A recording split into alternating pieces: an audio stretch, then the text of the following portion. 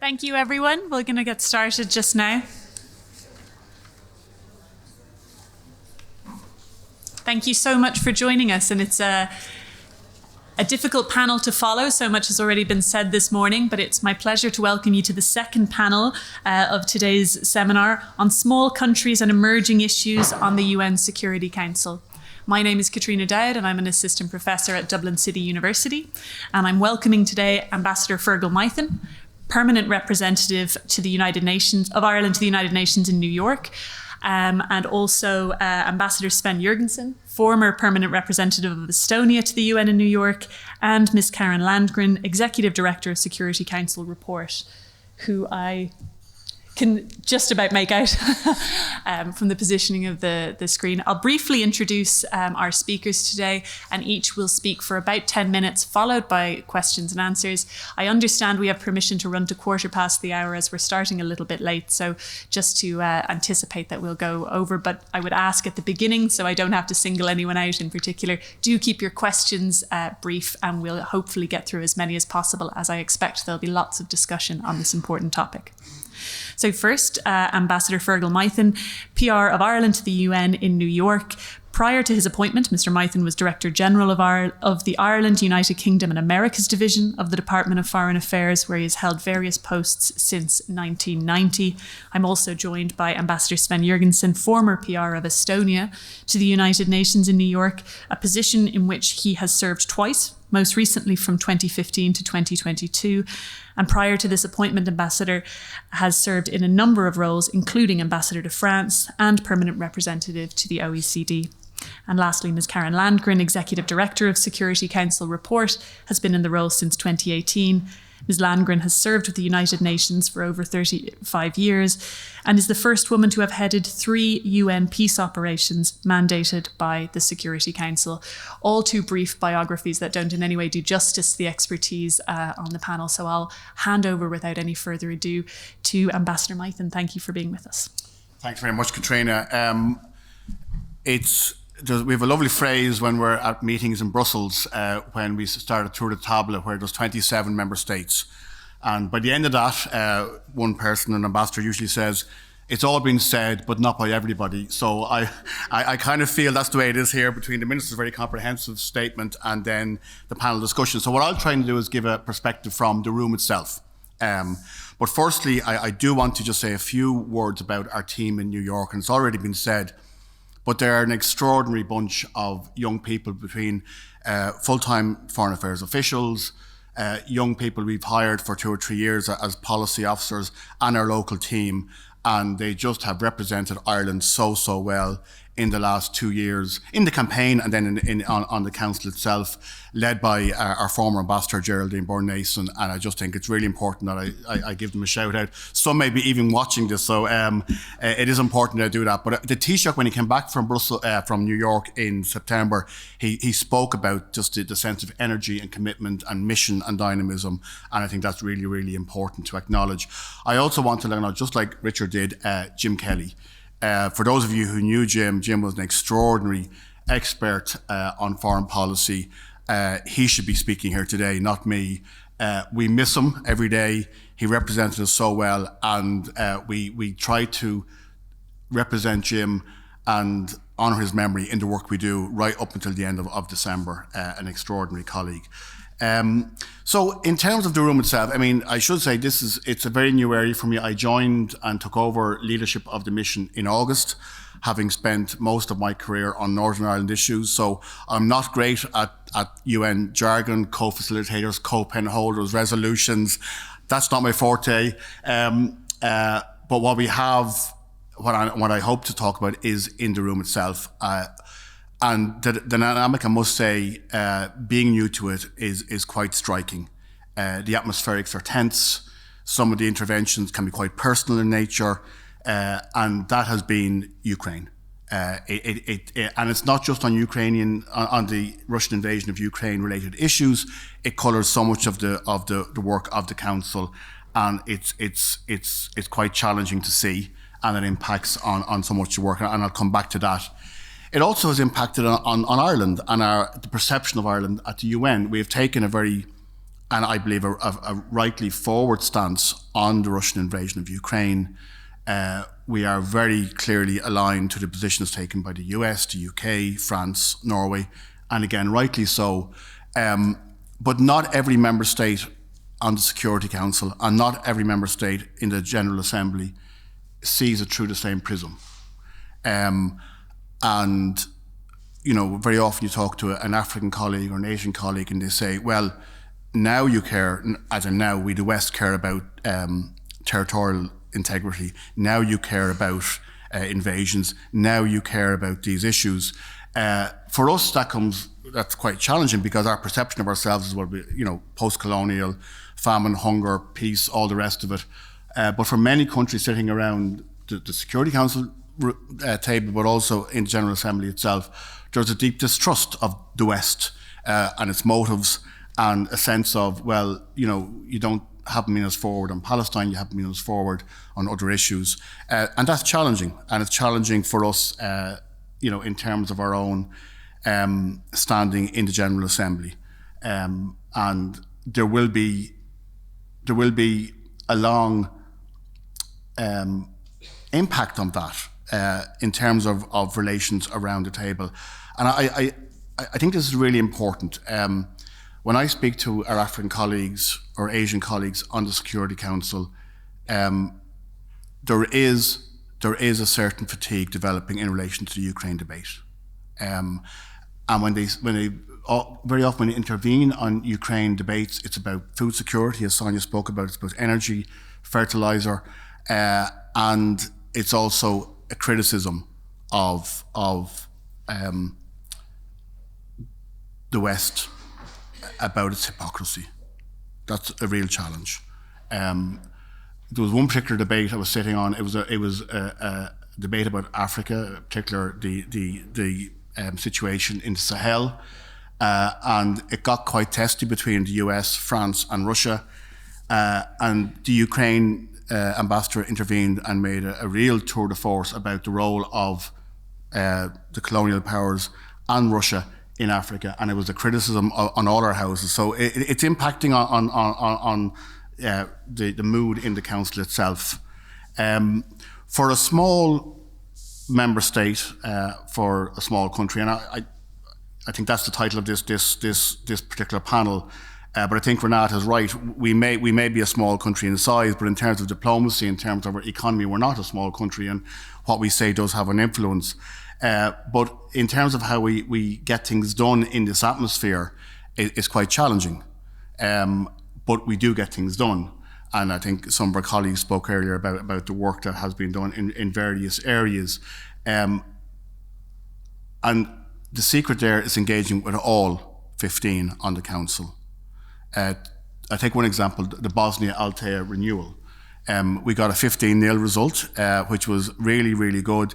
That didn't happen by accident. It happened by really strong, quiet work by our team, working with like-minded countries, but also working with all 15, including Russia, and that requires engagement with Russia to achieve results. It was a very important outcome. It made a difference on the ground in Bosnia. The Bosnian government, in all its dimensions, wanted it. The Serbian government wanted it, but we still had to work through and ensure that there was no missteps along the way to ensure we got that 15-0 result. It also comes back to the point of ambition. We got that through by playing it low-key, technical. There was no additional elements, no extra ambition, and I think that's a real challenge for the Security Council. Work is being done, as Richard has said, and Renata.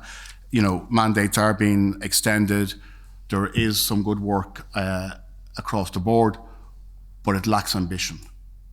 For us on Syria, our aim is to get a technical rollover in December or January.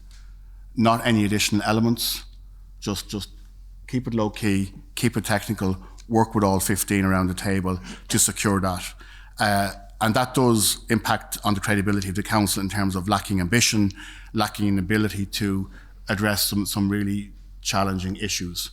Another area where we've seen that the council being challenged is and we spoke about it earlier in relation to Ethiopia, a huge conflict with huge impact in terms of people killed, humanitarian disaster. We've really worked hard over 2 years to bring that to the council table, both in public session and also in private session. And there's always that kind of tension between public and private, between quiet diplomacy and public advocacy. But we were challenged in doing so because when a number of countries around the table decide they don't want an issue on the agenda, it can be very hard to get it on the agenda. We were really working hard with the African tree, with other countries around the table to bring it to the table, but we met real resistance. And that is an example that can happen all the time, that actually where the council should be speaking out or should be working, it doesn't happen, or it doesn't happen as well as it might do. Now, we were obviously delighted that the African Union led process led to an agreement a few weeks back, and we feel that the work we did on the council to shine a light on the issue and to bring the issue into the chamber as best we could helped that. And but it took a while, and we feel it should have happened more quickly. But that's part of the dynamics of the council. Another example where that happened is Myanmar, where we haven't had open debates. We've had some private, closed consultations. But again, some member states around the table don't want it on the agenda, don't want it brought into that kind of public light, and that's a challenge. Now we're working very well with our UK colleagues in relation to a possible resolution there, but whether that gets there or not, I can't say. But it shows you the challenge of working in that room when one or more, and it's not just necessarily always the P5, when one or more don't want something on the agenda or don't want something to happen. When member states want something to happen, it can happen very quickly. And I don't know who mentioned the Haiti sanctions regime, the first in 5 years. What's really interesting there is the role of China. China wanted it to happen. China wanted a sanctions regime. China wanted that to be dealt with by the council. And that happened very, very quickly. So it shows when there's a coalition of interests around the table, issues can be addressed. But in the main, it's difficult. It requires an awful lot of work behind the scenes. It requires a lowering of ambition to get decisions done. And I'm not sure it's going to get better anytime soon. So for a small member state operating, we do well behind the scenes. Our team are working night and day on the proposed humanitarian carve-out for sanctions regimes. Whether we get there or not in this time frame, I don't know. We certainly hope we will. But it requires an awful lot of work, an awful lot of diplomacy, and sometimes you have a fair wind, and we had that with Bosnia. Sometimes you don't. We had that with the climate and security, and all we can do is the very best we can. It's interesting. I think, Sonia, you spoke about setting priorities. There is also a certain amount of nimbleness. We really wanted to work to get that humanitarian carve-out and sanctions regimes. We've worked in various mandates, and obviously worked very, very closely with the likes of Concern, with the Red Cross. But actually, we saw a window opening when we got a sense from Washington, from DC, particularly Samantha Power, that this was an area they now really wanted to focus on. And then we were able to partner very, very effectively, and hopefully that will come to fruition in a meaningful way. So there is a certain nimbleness required, and again, Stan can speak about this, that sometimes opportunities open up, and as a member state, it's important to seize those moments. E10, I see time over, just E10 coordination or elected 10, I think that can happen. It's positive. It can fill a gap. So, for example, recently the E10 had a shared statement on DPRK and the missile launches there. But it's not always possible, as Sonia said, on climate security. India were one of the strongest opponents, and very often India doesn't see itself as an E10, but as a prospective permanent member. And we certainly wouldn't want E10 coherence to be a straitjacket which prevents us from working with the P5, because that's how things get done. EU coordination, maybe just I'll end on that. Those who work in the UN will know that being part of a bloc is not the way to get elected, that you have to build a coalition and build interests and build relations just beyond whatever bloc you happen to be in, whether that's WEOG or whether that's the European Union. We're there as Ireland. We're there representing all those member states to put their trust in us. We're also there as a European Union country, and we coordinate. We have weekly coordination meetings. But we're there, and the strength of the vote we got was not solely as a European Union member state, but as Ireland and the values and traditions that we bring to that table. So that's just it's a broad kind of brush view of what's happening at the table itself. Thank you so much. And an unenviable position we're putting all our speakers in to summarise such rich topics in a short time. But in the interests of coming back to those in Q&A, I'll hand over to Ambassador Jurgensen. Thank you. Thank you, Katrina. Thank you for inviting me. And I have to say, it's great to see you, Karin, again, even though it's on the screen. So it reminds me of the sad times when we were locked in our living rooms and having to see each other only on the computer screens. But I hope a time will come that we will be also able to see each other again in person. Again, thank you for inviting me. As it says here, formerly permanent mission of Estonia to the UN. I'm now here in Dublin and mainly concentrated on two things: learning Irish, Foglamim Gelge, Anshoim Balaglia Anish. And also learning to be a diplomatic spouse. It's really interesting to listen to Fergal also, because I've been away now from the council for almost a year. And the dynamic of the council that I was interested in, I didn't have real inside view, is how the dynamic has changed with Ukraine. And it's what I hear now is what I expected. But I would start actually a little earlier, and for especially small countries, but most of elected members, before they start the campaign, and we also had a very fierce contested seat like Ireland did. There is a debate inside our countries and the governments whether it's worthwhile. In our case, we had two handicaps in this debate, and I hear pretty much everybody had it. Sweden had it, New Zealand had it, and so on. And our handicap, first of all, was that Ireland is there for the fourth time. For Estonia, it was the first time. So it was not a very knowledgeable debate because we had no idea. And the second thing is that the debate itself started after there was no point of no return. So everybody should have been concentrating in winning the competition, being elected against actually a much larger country in our East European group that has a much larger diplomatic representation, especially in Africa, where there are 54 votes, and so on. And so it was difficult at the time.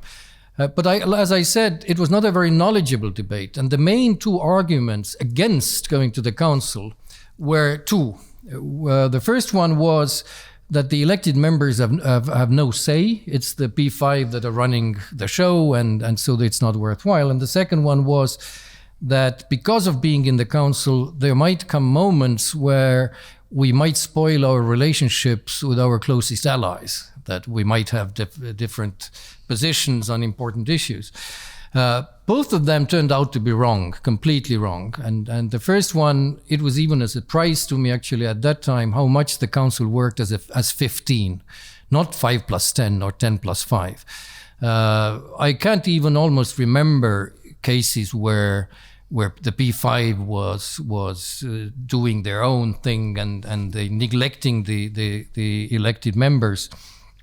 And so therefore I can say that not only did it not spoil our relationship with our important allies, but actually we strengthened them. There was only one occasion where I remember it was JCPOA, where we were having a different position from the United States, and it might have been potentially an issue, but the European position and the American position were so clear, and everybody knew this, so it didn't really change anything. And the other one where there was a little bit of discord because of our government at the time with our European allies, and it was Middle East for a short while. But actually, I can really say that the important relationships with our allies were even strengthened. And with the second one, so both of them, I would say, were not true. And we could also, on the positive side, we could really push our own priorities.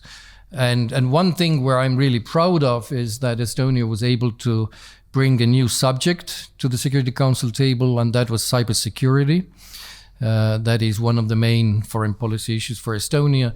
And as people in the council know, there are mainly two permanent members, Russia and China, who have a very puristic view of the task of the Security Council, that's maintenance of international peace and security.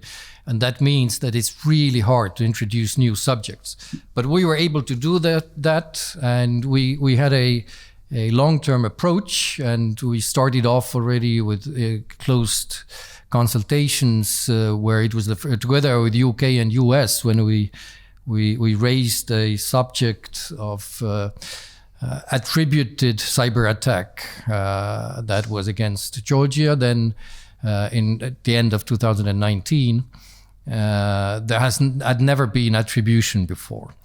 Then during our first presidency in May 2020, we organized an unofficial meeting, the so-called ARIA formula meeting on cybersecurity. And so step by step, we moved towards our second presidency in June 2021, when we organized an official open debate on this subject.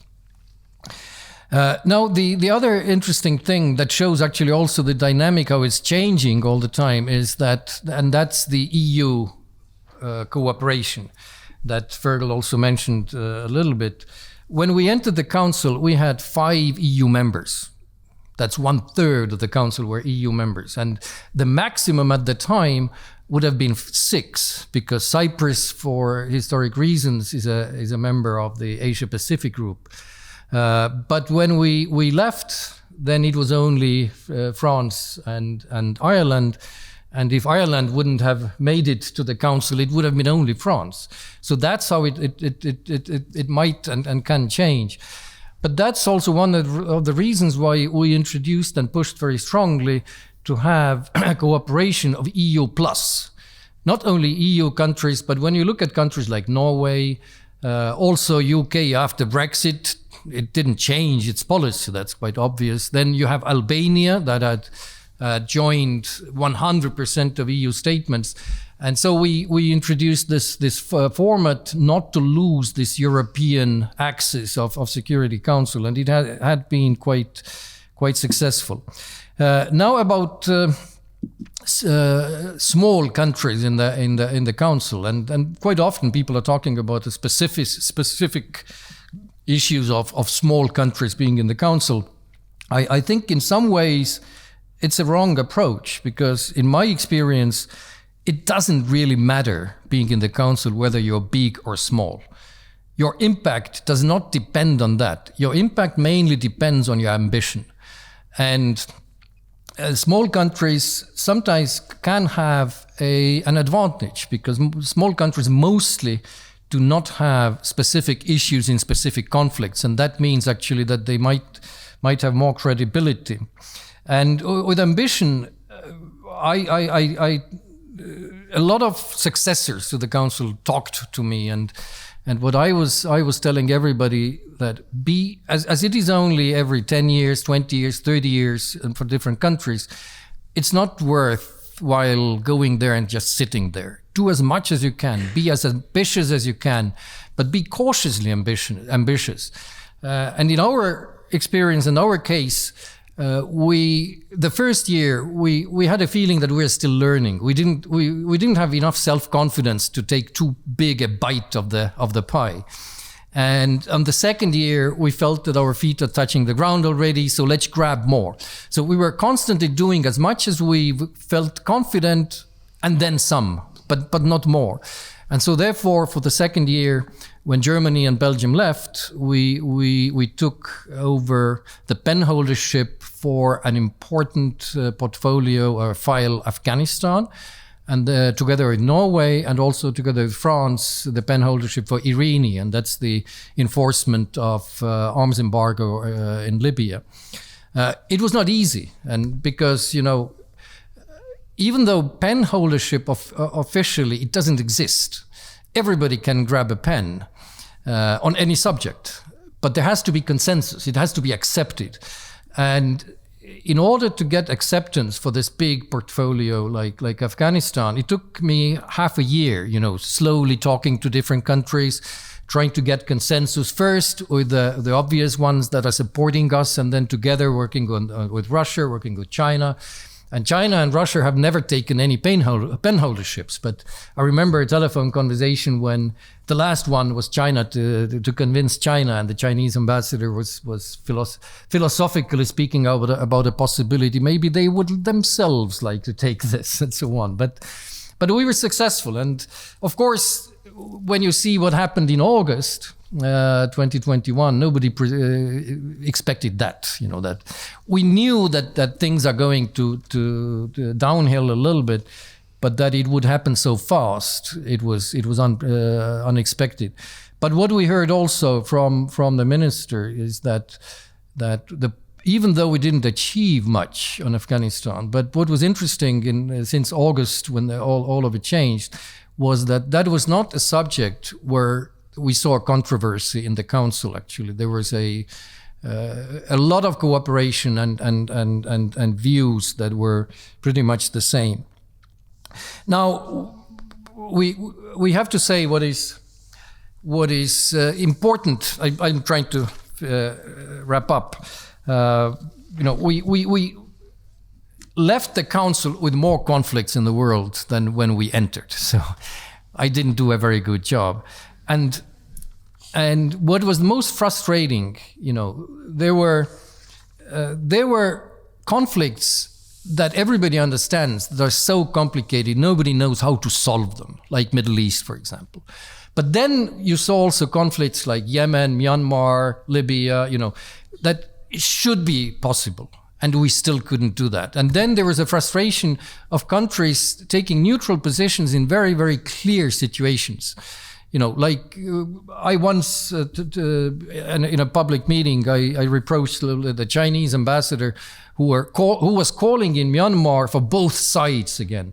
And when one side is doing the shooting and the other one is being shot at, it's not very good to ask both of them to stop. How do you stop being shot at? But the very last thing, maybe just to wrap up, especially for small countries and for elected members, as one of the important motivations of being in the council is also the experience you get out of it. And so therefore, what is important also is the post-council time. How to use this experience that you get, the diplomats, your foreign service, and so on. And there are two aspects to that. One of them is how to continue the subjects that when this channel is taken away. And that is not so difficult because the priorities that you have in the council do not come out of a void. They are naturally part of your foreign policy. So therefore, you can continue with them also after the council. And the other one was talking to many of the predecessors where a lot of countries have failed is not to lose the experience that your diplomats got. And that means that even though we tripled the size of the mission, so there are a lot of diplomats leaving, and as my important priority that I put to myself also was to get those people good jobs after leaving the council. And that would be a win-win for the diplomats and also for the service. And finally, we learned from Ireland, and other members, like when Germany is there every 7 years, Ireland, when I look at like 20 years or something, and looking at Estonian size, when you are there for every 20 years. So we decided we will be there for every 30 years. And we have already put in the candidature for 2050. And so that every generation of diplomats will get this experience. When we did this, I remember we were joking that hopefully the seat is still waiting for us. That means that United Nations is still there. After 24th of February, that doesn't sound so much of a joke anymore. Thank you. Thank you very much. And our third speaker before we turn to Q&A, and I'd encourage you to make a note of your questions and we'll hopefully get through as many as possible, is Karen Landgren. Thank you so much for joining us online. Thank you so much, Katrina. I'm really delighted to be part of this panel with Ambassadors Meithen and Jurgensen. Sorry I couldn't be there in person. I didn't hear this morning's discussion either, so if I repeat anything you've heard already, I guess that's great since everything is going to be said by everyone. But starting with this perception that the Security Council is paralyzed, given that Russia's invasion of Ukraine has really shown up the fundamental structural weakness that's built into the text of the UN Charter. There's very little that can be done when one of the permanent members opts to violate a fundamental principle of the Charter and will then veto any attempt council members make to censure or to sanction their action. And as one of the speakers just said, we're hearing quite a lot of both sides in this discussion of both sides should do this or that. Given that the permanent 5 members are always there, ready to wield their veto, there can be a sense that it's pretty pointless to join the Security Council for 2 years as an elected member. Can an elected member really be more than decorative during their time on the council? Now, the Security Council report has worked with many elected members and candidates for the council, and it won't surprise you that we do believe that elected members can make a difference. The Security Council is a tough environment to work in isn't something new. The significant trust deficit, as some speakers mentioned, the perceptions of hypocrisy that are acute right now. But I was looking over some of my old notes last night, and I found that 2 years ago, I said this: for some elected members, there's less capacity for a heavy agenda and, frankly, for having conflicts with big powers. The Security Council is very polarized right now. Many elected members have felt squeezed between big powers and have felt harsh diplomatic pressure, including at the highest levels in their capitals, about what they are saying in the Security Council. There are different levels of comfort with that. The Security Council today is not where you go to have a quiet life or be left undisturbed. Now, that was in December 2020. So Ukraine has definitely worsened the dynamics, but the dynamics were already difficult.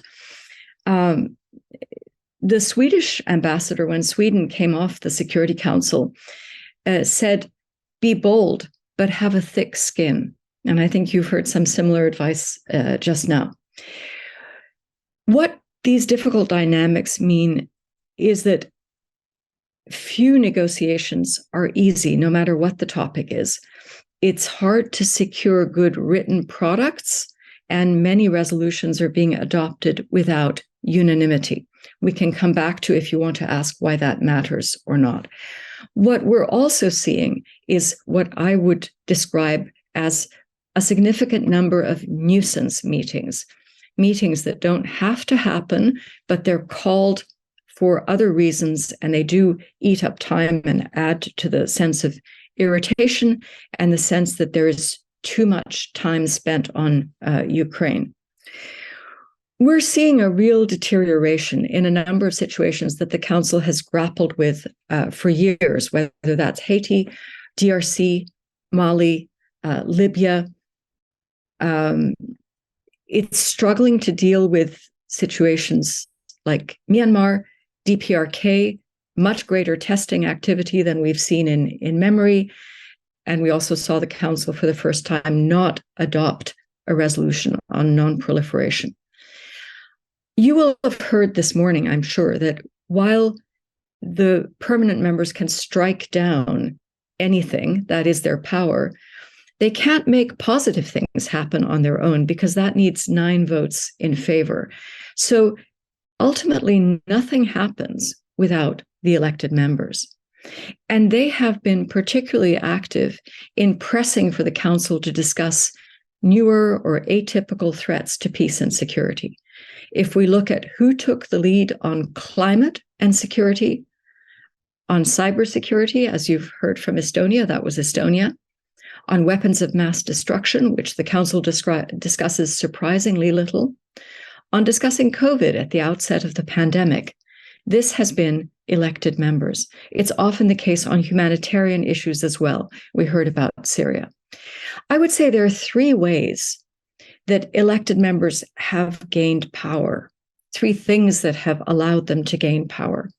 One is that they've become more organized among themselves, more confident, more actively looking for areas of agreement among the E10. Their subgroups have become more organized too.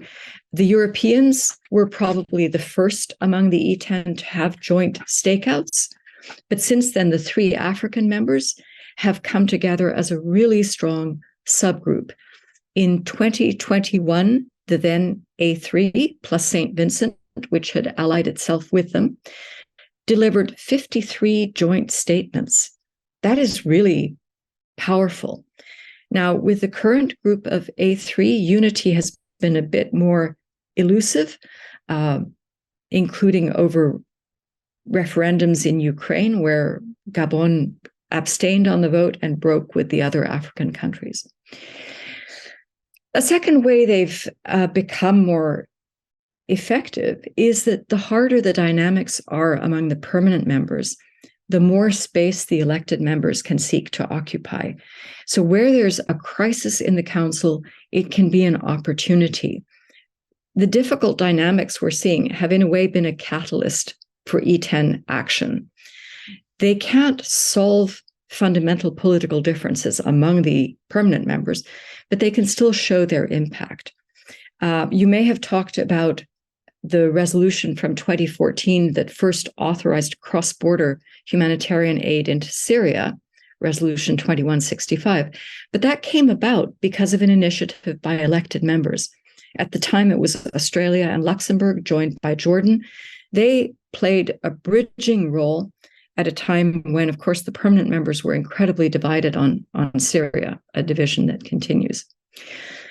I spotted this phrase in the notes of one of my colleagues: P5 rock, E10 water. And I really liked that. The rocks are pretty rigid right now, and the water is actively looking for space to fill.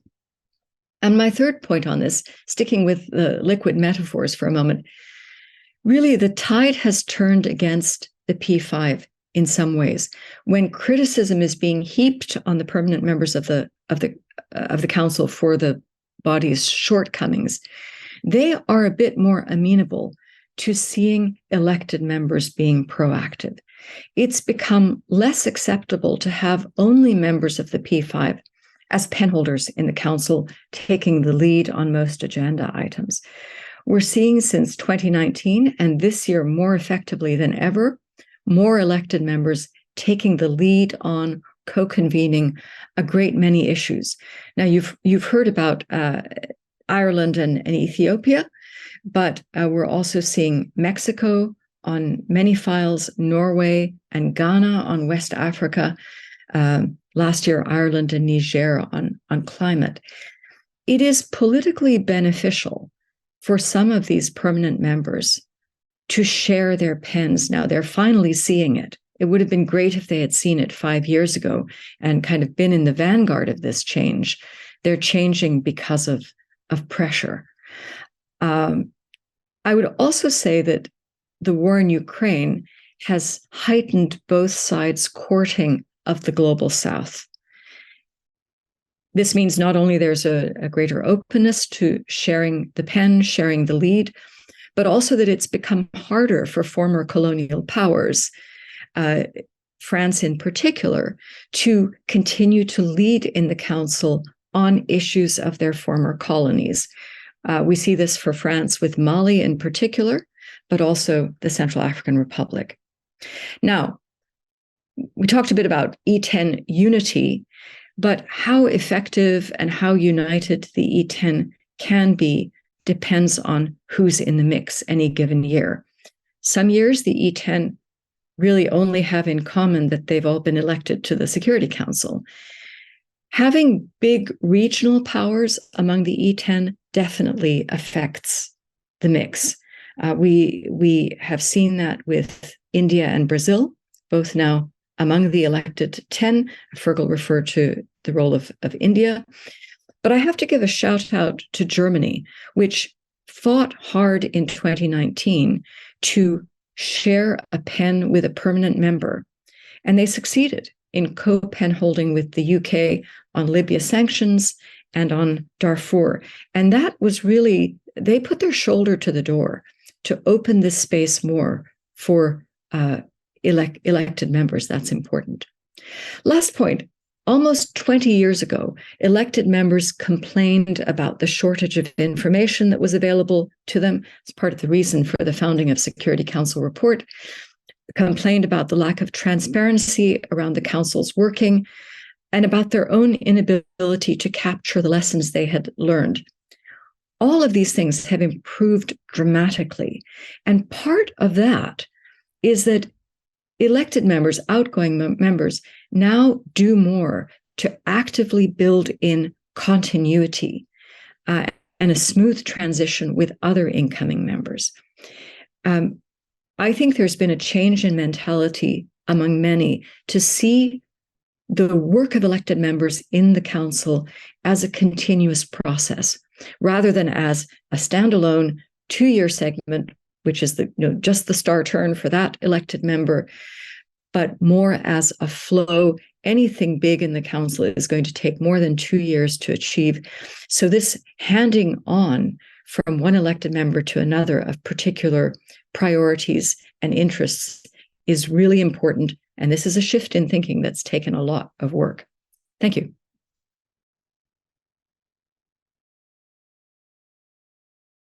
A number of questions. We have about 15 minutes, and can I just say that one of the assets of somewhere like the RIA is that it brings together both experts and those of you who may think of yourselves as experts in training. So if there are students in the audience, please don't shy away from putting some big questions, particularly as future leaders in this space. So questions to our speakers, please.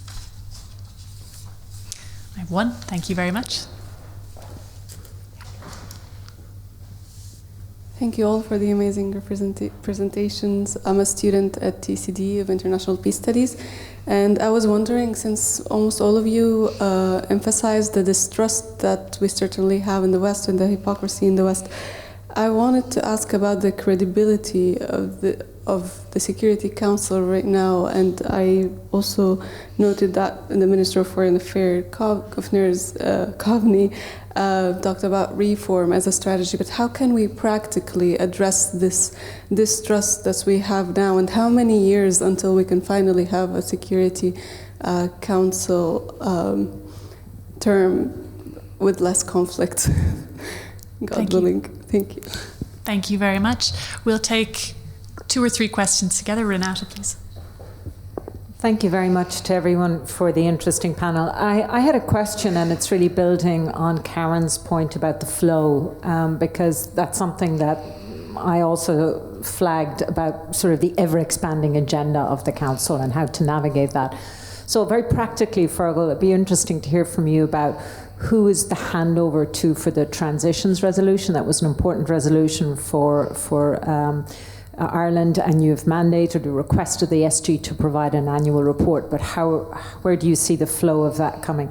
And then just on the question of trying to engage and sustain an audience, Karen, you talked about press stakeouts and unity of positioning and coming together on that, but what other models are there for the E10 to kind of build a consensus around General Assembly members and engagements? What sorts of briefings pre-ARIA formula, what sorts of briefings and readouts are possible or have been experimented with? I think that'd be very interesting to hear.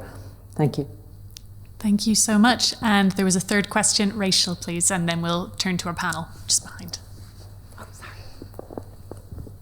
Thanks so much to all the panelists. It's so interesting. My question is in relation to the maintenance of peace, and we discussed a lot here about dealing with existing crisis, protracted crisis, and I imagine it takes up so much time on the Council, obviously.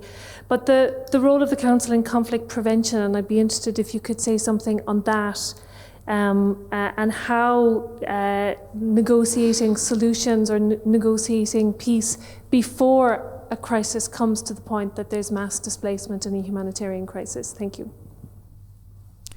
Thank you so much. And we'll turn to the panel in the order, if I may, in which we spoke. So we'll turn to Ambassador Mython, please. Yeah, there's a lot there. I think in terms of the credibility of the Security Council, look, it's a very, very big issue. It does lack credibility on certain issues. But yet we live in an imperfect world. I mean, in a sense, the Security Council is a reflection of the world as it is today. And I do think it's important to imagine a world without the Security Council. Imagine a world that isn't, where there isn't a council holding many countries to account, isn't mandating peacekeeping operations, humanitarian access. So there's an awful lot that is done that's very, very important for many people. And I just went through a list of a situation that the Security Council is dealing with: Ukraine, Afghanistan, Syria, Bosnia, Iran, Sudan, South Sudan, Somalia, Colombia, Haiti, DRC, Myanmar, DPRK. It goes on and on. So there's an awful lot of good work and there's an awful lot of important work for all the flaws and failings of the Security Council. I'd have to be somewhat pessimistic about, like previous speakers, about the prospect of wholesale reform of the Security Council. We have to live with its imperfections, but I think there are areas where a change can be made. That idea, I think it was the French-Mexican idea of restricting the use of veto, particularly where there's mass violations, is a very important initiative. Again, it falls short of wholesale reform, but it's an area where you could see progress. France and the UK voluntarily don't use the veto, haven't used it since 1989. And that veto initiative is really important. We talked about the Liechtenstein initiative. I mean, in that situation, most recently, it was used when Russia vetoed the resolution in relation to the sham referenda in Luhansk and Donetsk. And there, 143 member states voted to condemn Russia's actions there and to condemn those referenda. That was a direct result of the veto initiative, bringing a veto into the General Assembly to make Russia account for its veto. Hugely important. 143 was a huge number, which did give the lie to some Russian propaganda. So there are those kind of initiatives piecemeal that can make a difference, but I can't ever see a scenario, not in the foreseeable future, whereby the P5 would voluntarily hand over their veto, or certainly all five. The President Biden initiative is very, very interesting, very important, but it's just hard to see one or two in particular ceding that. I think the issue of membership, it's a big issue. It's not representative, certainly in terms of permanent membership, but at the same time, there is a geographical spread on the council that makes it, representative, three African, Asian, etc. And when they work together, it can work well. So I think we live in an imperfect world, and the council is a representative of that, and is a victim of that. But where we can make changes, where there's scope for improving even incrementally, I think it's important we do that. Yeah. Thank you very much, Mr. Jurgensen. Thank you. Also about credibility of Security Council, I've sometimes said the criticizing the United Nations is a little bit like in a democratic country criticizing your parliament. When you criticize your parliament, you have to look into the mirror.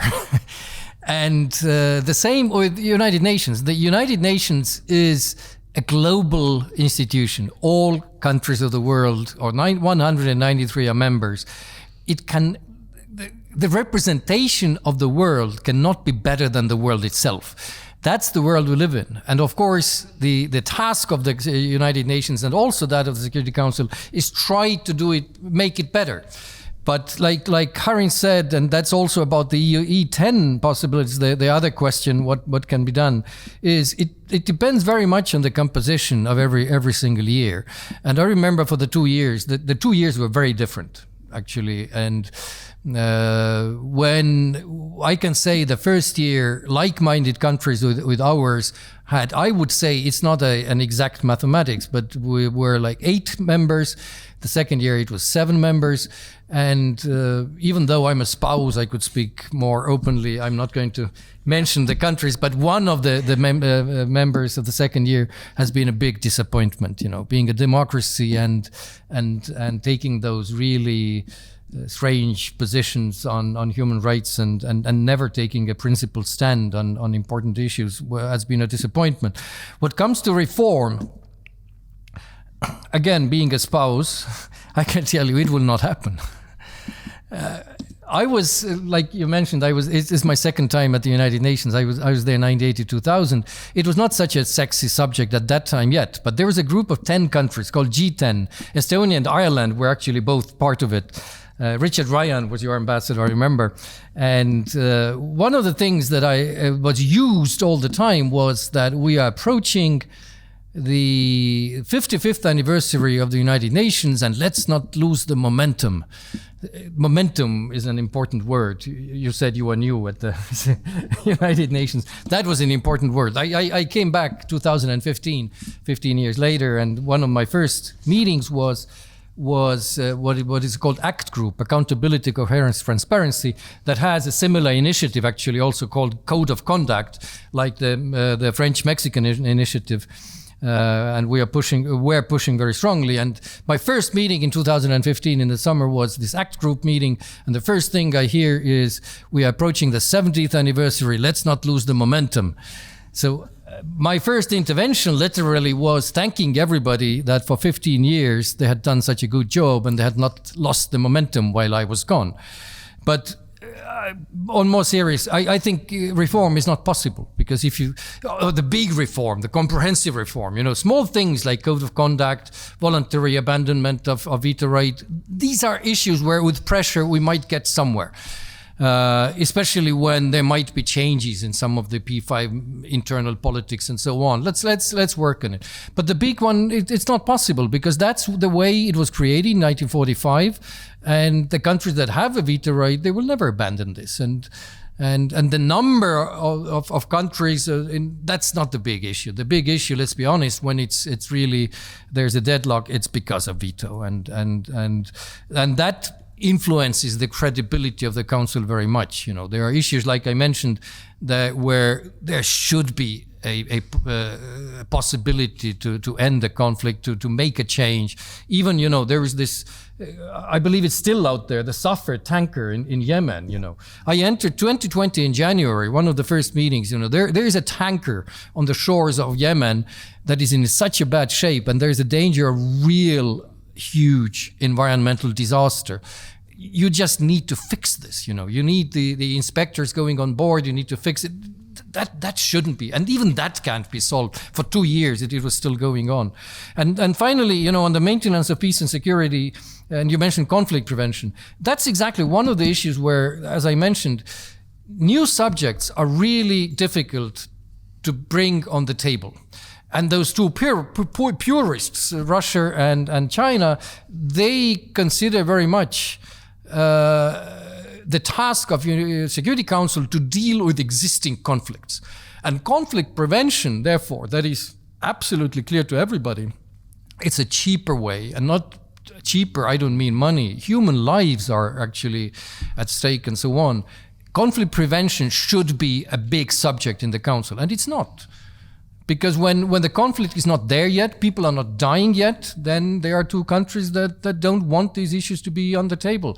But we keep pushing. The Secretary General is pushing. And with our cybersecurity, for example, we proved that it is possible when you are really determined. Thank you. Thank you very much. And to Karen for those questions. Thanks for the last word. So I'm a multilateralist and an optimist, or I wouldn't be working in this field. And I think at some point I expected that the weather would be better inside the Security Council than outside, because after all, it's their job to do that.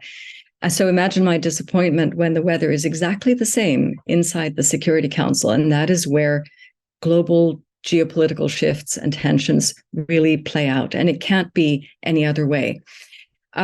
if you want to read more about what we've said about the likelihood of reform, we published on securitycouncilreport.org an editorial on October 1st called "The Long and Winding Road to Security Council Reform." A little bit of a spoiler there in the title, but we also discuss a range of possibilities that we describe as reform-ish. They go in that direction, and the speakers have alluded to a few of them, but they don't require amending the charter, which is the real wall that it's hard to see how that will happen again.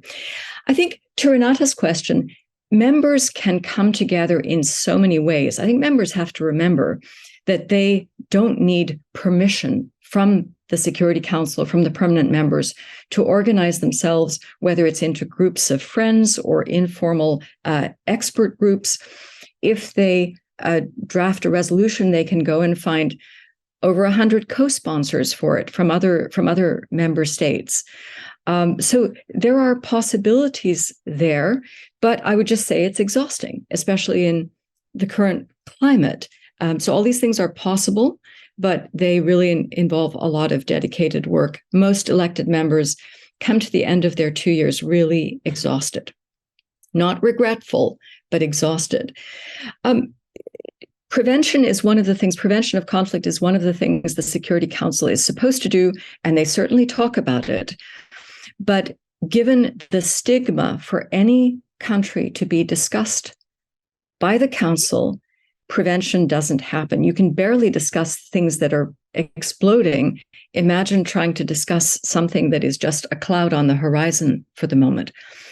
This is where the Secretary General comes in, or should come in, because under Article 99, he can raise anything with the Security Council that he sees as a potential threat to peace and security. But of course, there's huge pressure on him as well, not to bring things up in the Council. This is an area that really needs work. And I joke that there's a Nobel Peace Prize waiting for the person who can remove the stigma for a country of being discussed by the Security Council. Thanks. So much. I'm conscious we're coming close to time, but I want to give everyone a final opportunity to come back with the last couple of words.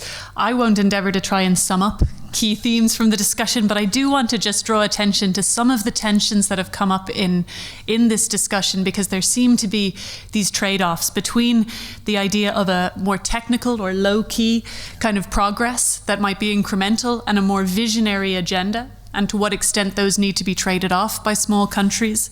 The idea of innovation, and the Estonian example around cybersecurity really demonstrates that, as compared to perhaps just the need in some agenda items to hold ground and not cede that ground normatively or in terms of, for instance, humanitarian access and maintaining access. There's also the question that strikes me, and the Minister mentioned it as a persistent political dilemma around to what extent you're reacting to events and to what extent you're setting your own agenda. And maybe to extend the liquid metaphor, are we speedboats or ocean liners as small states? Although we might come back to the question of, is Ireland small at all, and is that even a disadvantage? So I think there are some tensions there. What I'd like to ask for a final word from each of our panellists is, looking ahead to 2023, when Ireland will be coming off the Council, will no longer be on the Council, what will Ireland and other small states be taking forward, or what do you see as the biggest takeaway from this period in the last 2 years? We'll start with Ambassador Mythen. Yeah, very big question, and very well summed up, Katrina. I must say this whole morning has been really excellent in terms of looking at all the issues at the UN Security Council. I want to come back to Renata on transitions. That hasn't been, the whole issue of pen holding and roles hasn't been finalised yet, but our understanding is Switzerland will take a keen interest in that, because they're a very big, strong peacekeeping nation, but that's still a work in progress. And in terms of flow, I mean, you can see that with the Women, Peace and Security agenda with Syria. We hope climate and security will come back again to the fore in the Security Council next year, when maybe the membership around the Council are a bit more enthusiastic. So that flow is an issue in a sense of rather than distinct moments. In terms of conflict prevention, Sven is absolutely right. There's and Karen too. when we can't get the council to agree on statements around DPRK, we can't get agreement to have discussions on Ethiopia, like real live conflicts and situations, very hard to get agreement on conflict prevention. And it's exactly what Sven said. There are those in the P5, and not just China and Russia, who take a very classical and view of what is security and peace, and that's where we ran up against that in terms of climate and security, cyber security, etc., more evolving threats. But that doesn't mean we shouldn't keep going and keep trying, because when you listen to particularly the African countries talk about the impact of climate on their security, it's a real live issue, and this classic 1950s view of what is or isn't peace and security is very much outdated. Likewise in cyber security. In terms of the future, look, I do reflect on why do we go forward as a small country with strong interests and values and relationships across the board, and we like to be liked, and we like to move in a very positive fashion. And then you're on the Security Council, where, as Karen said, there is no hiding place, and you have to intervene in a meaningful way on every issue, every day. That can be difficult. It can be difficult for a country like Ireland. It can be difficult. I remember the first time I was given a statement on Ukraine, and I said, "My God, this is very strong. Has this been cleared by Dublin?" Because as a diplomat, I'm just not used to speaking quite so strongly. It was cleared, but that's the reality. So if you're going to go for election, if you're going to put yourself through all that campaigning, it's for a purpose, and it is to be brave, and it is to be bold, and it is to, yes, do the quiet diplomacy to get resolutions through, but also to speak out on issues that the people of Ireland have strong views on and have values and interests. So it's worth doing, and I think we should keep doing so, even if there is pain to that. I don't think we're exhausted. My team would keep going for another year. I would too. But it's exactly that, as Sven said. Your first year you're learning. The second year you're in top gear, and that's when the P5 wants you to take the door, and out you go, because you know too much about how it all works. In terms of the future and Ireland, look, obviously we're not going to be on the Security Council, and I take it from Richard, we've got about 3 months to in a sense have that honeymoon of where we talk about our experiences. That's more than I was expecting, to be honest. But we will still stay engaged very much on some of those key issues, and Ukraine and Ethiopia are two examples where and climate and security. But also then there's a wider agenda, including the SDGs, where we have a role in terms of we've been given a role to kind of re-implement and reinvigorate and revive the SDGs after a very difficult few years. So there is a world outside the Security Council too, which is important. So just the small task of the SDGs. Exactly, back to that question of ambition. Thank you so much. Very briefly, can I ask any watchwords or final closing remarks for those joining the Council next year, small states? Future. Like I said, for us, and I think for everybody, it's important that the organization would still be there in 2050. And just like when you look at a lot of, like I talked about frustrations, and when you look at some of the positions of some countries on very obvious situations like Myanmar, like Ukraine, and the disappointment that I see is that it's a very short-sighted kind of an approach without looking at a big picture. I remember, for example, I think the first meeting after the Russian invasion of Ukraine, when my good friend Martin Kimani, the ambassador of Kenya, gave probably one of the best speeches ever, actually, in the Security Council, drawing parallels also to Africa and so on. It was a fantastic speech. And then later on, looking at Kenya's positions, it seems that the capital was not very happy. It was too powerful and too strong. But too powerful and too strong means, in order to talk about, think about next year, we first have to see next week. We have to see tomorrow. And when you take the situation that there is this cooperation, we are getting arms from Moscow or something, then you are undermining the branch actually that you are sitting on yourself, and you are undermining the whole organization. So I think at the moment the most important thing, next to dealing with all those everyday crises and conflicts and people being killed, is to really look at the bigger picture and trying to make sure that even though the faulty organization, but like you, Fergal, said, without, what would it be without that? Let's keep it alive. And why I'm so worried is that I think it's the first time when a permanent member has so blatantly violated the UN Charter. And that means that we are in a completely different, new situation, and nothing is granted. We have no idea where the conflict will develop, what will happen. The League of Nations disappeared, and so did my country, actually, because of the violation 1939, 1940. So in this sense, I would still say the United Nations that was created with the same aim like League of Nations, never again. And in this sense, so far, it has been successful. But with this new situation, let's work towards this kind of success to continue. Thank you. Thank you so much. And I want to thank all of our panelists. We're on borrowed time, so please excuse me if I prompt you to be brief. Ms. Landgren, if you have any final closing remarks, and my apologies that we're borrowing on people's time.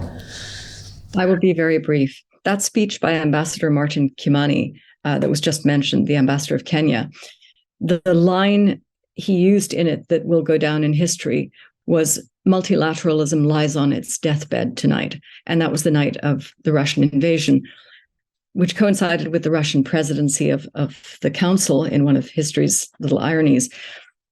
These tensions are unlikely to improve next year, if we're frank. The 5 incoming elected members include 2 first-time members, Switzerland and Mozambique. That's another interesting angle. I think they need all the encouragement we and others can give them to use these 2 years to the maximum, because there really is an obligation on everyone to show that this system can deliver something worthwhile and can blossom again in a future decade. Perhaps it has in the past, and we hope it can again. Thank you.